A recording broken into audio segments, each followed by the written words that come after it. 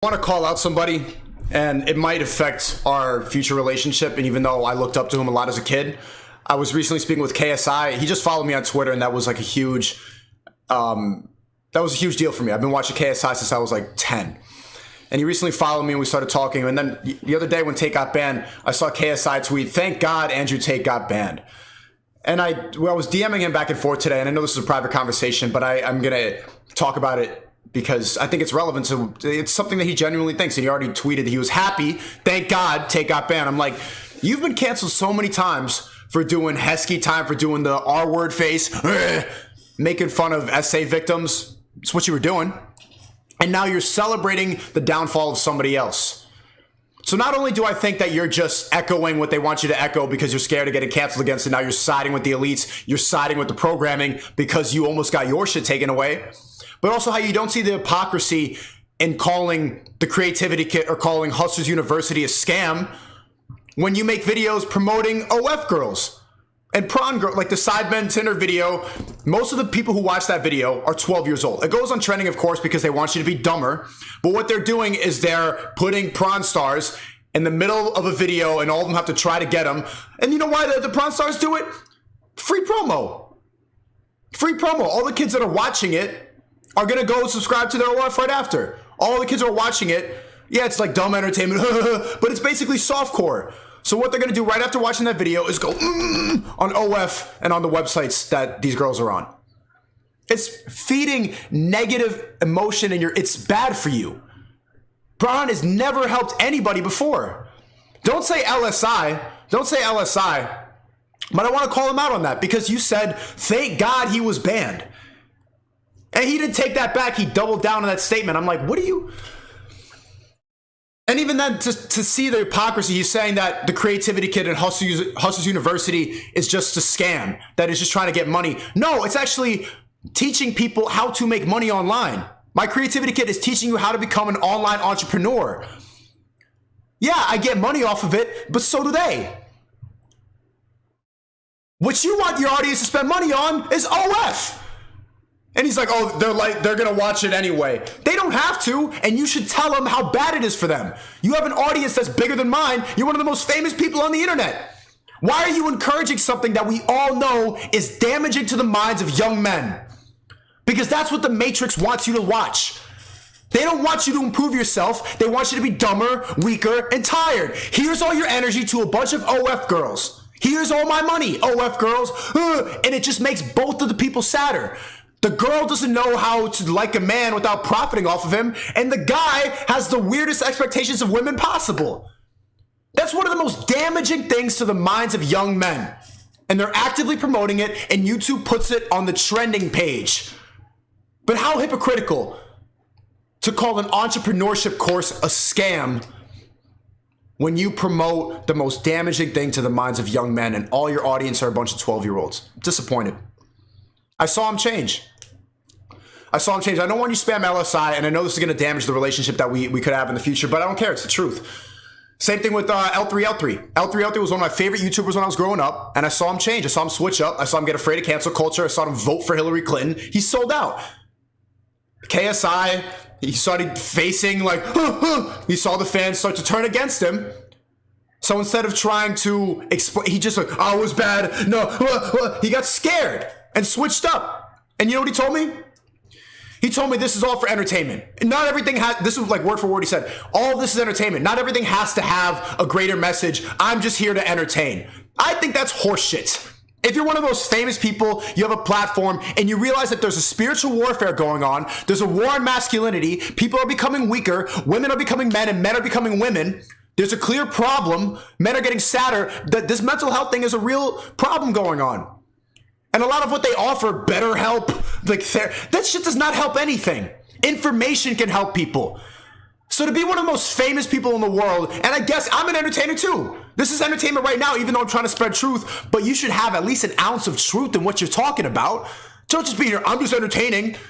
If you're just entertaining, if you're just a fucking clown, then don't celebrate when someone else gets deleted. Somebody who is trying to spread truth. Stick to entertaining. Sing your songs, play your FIFA, and go talk to prawn stars and Sidemen Tinder. Be an entertainer then, and stay out of the truth. I'm disappointed, KSI. And because I have an iron mind and I wasn't emotionally affected by this, and I understood the nature of the internet, I didn't try to combat it too hard. I didn't know exactly what I should do because I had already told the truth. Chat, when you clip that up, make sure to censor the swears or else they're going to delete it off of TikTok. On repeat many, many, many times, but nobody would acknowledge it. They would just ignore it because it got more clicks to purport the lies. So I thought, that's the nature of the internet. I've never been this famous before. I guess that's just how it goes. Unfortunately, now public consciousness via the media has genuinely bought into a construct where people believe I'm somehow dangerous when all I have done is save people from depression. We talk about men's mental health. Patty Pimblett just fought and talk about if you have trouble with men's mental health, come forward. As I said, women talk to each other. There's no stigma on women. They sit around and have a cup of tea and have a jangle. True that. Men don't, lad. Men feel like, oh, I can't go and say that to him because he'll think I'm a little mushroom. You know what I mean? That's what men think. But as I said in the cage, I'd much rather my friend come to me and speak to me and cry on my shoulder than me have to cry when I'm carrying his coffin a week later.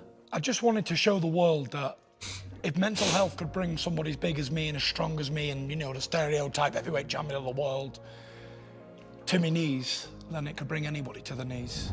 Tyson Fury talk about it. I talk about it. Everyone tries to talk about it. And everyone says, men, you should talk more, talk to us. I try and encourage men to be strong. I say, listen, if you're depressed, you need to get in the gym. A strong body is a strong mind.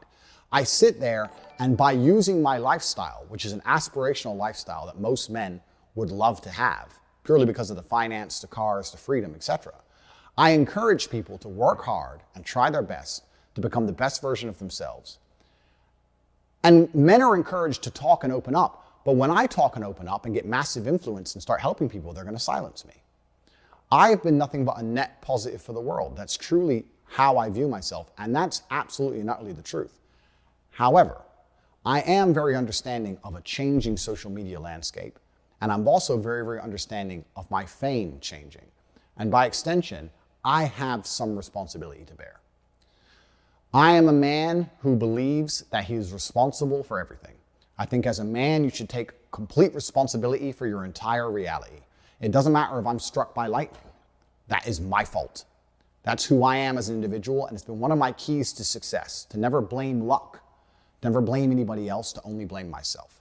So that's a weak, complacent mindset. Despite everything I've just said, I still blame myself.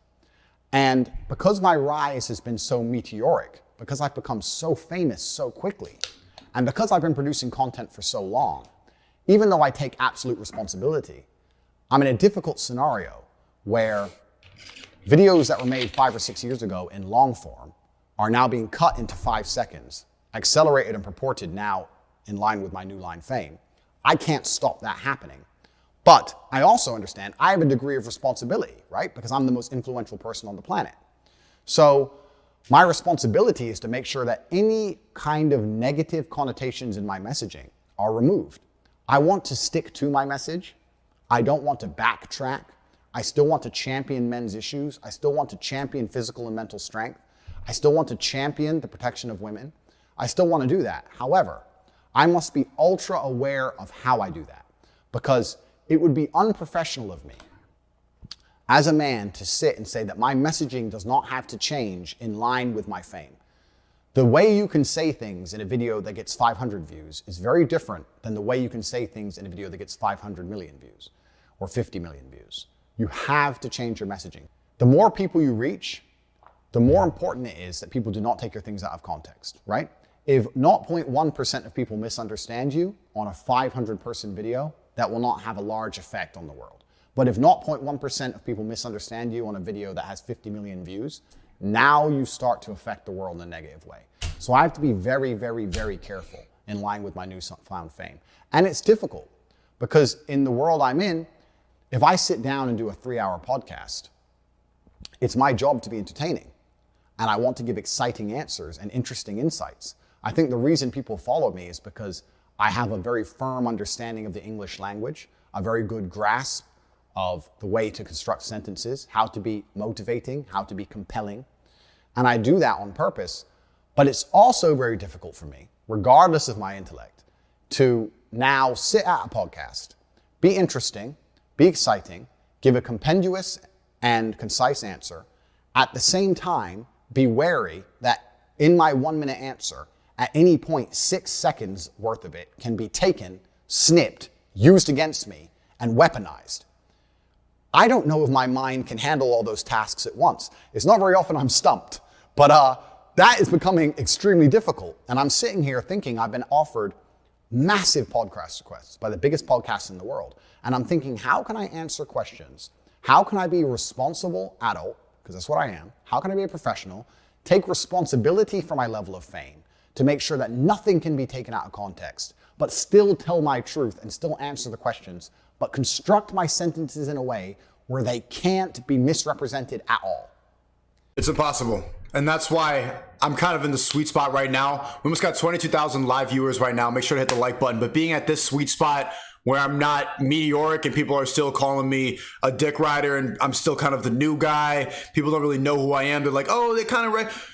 Being this is kind of the sweet spot when it comes to freedom of speech. But once it's going to go to that 100K live viewers level, oh my God. That's why most people choose to just be strictly entertainers. I want to be a comedian, but I also want to be a truth teller. My philosophy is seek truth through funny. Because that's what's funny to me. Truth. What's real. That's what I laugh at. It's a gut laugh. But that's why most people choose to just be, I'm a clown entertainer. FIFA. Because saying the truth is going to offend 50% of people. Because most people, even more than 50%, most people believe in the lies that they're spreading. Most people don't know what the truth is. Most people believe in what the Matrix is telling them to believe in. So you can't be a truth teller without getting massive amounts of hate. Most people will choose to just be goofy entertainers, to kind of dumb down the content, to not think critically, play video games, go like on e-dates every single day. It's more difficult to be doing content like this, but when it starts going to another level, that's when I'm going to be scrutinized to another level. I'm already getting it now, but not to the level Tate has got it. But I already see it now. Hate from every single part of the internet. People that are close to me like make videos saying, he's lost his mind, he's going insane. I've noticed the same thing that happened to Tate is happening to me. Every single day, someone else makes a new video. SNEAKO's going insane. And the thumbnail's me doing like a face like that to make it look like I'm mentally unhinged. And 50% of their audience, which are low level, low IQ bots who don't know past a tweet, they're like, yeah, he's going insane. But I still stream every single day. I'm still here, still cracking jokes. If I was insane, I got to be in a mental hospital. And they want me to do that so bad so that they feel right. I'm not insane. Maybe you're insane for doing exactly what they told you to do.